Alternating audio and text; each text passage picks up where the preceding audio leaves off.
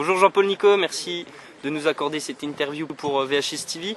Alors Vesoul a gagné 2-0 ce week-end face à Steinsels. Qu'est-ce que tu penses de ce match? Peux-tu nous donner tes impressions? Oui, on va dire qu'on a fait l'essentiel. L'essentiel c'était d'emporter ce match pour pouvoir y croire encore un petit peu. On va dire que ce n'était pas une grande rencontre avec tout ce qui s'était passé dans la semaine. Ce n'était pas évident aussi pour les joueurs. Mais je pense qu'ils ont fait le boulot, ce que je leur avais dit à la mi-temps, faites le minimum pour au moins emporter ce match. Donc on l'a emporté et c'est l'essentiel pour être au coude à coude avec cette équipe de Pontarlier.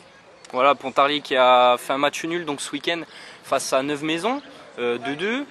Que penses-tu de ce résultat? Est-ce que ça nous permet donc de les accrocher d'un point?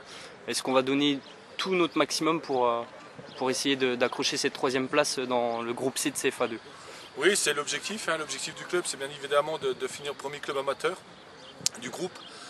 Maintenant, cette équipe de Pontarlier, on peut voir dans ce championnat que tout le monde peut accrocher tout le monde à tout moment.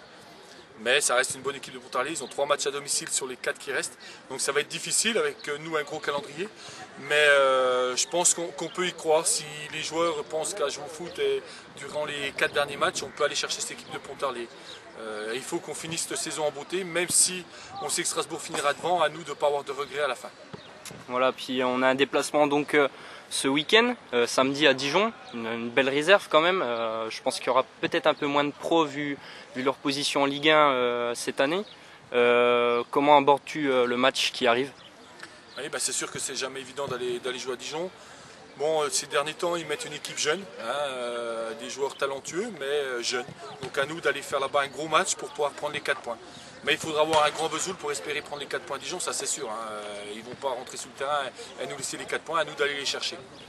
Mais on sait le faire, les joueurs ont la qualité pour, à eux de le démontrer. Il reste 4 matchs, c'est la dernière ligne droite, à nous de tout mettre en œuvre pour pouvoir le réaliser. Voilà.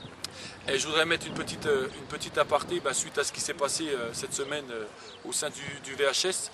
Je ne lâche pas mon poste d'entraîneur parce qu'on a changé de président. Loin de là, avant tout Pascal,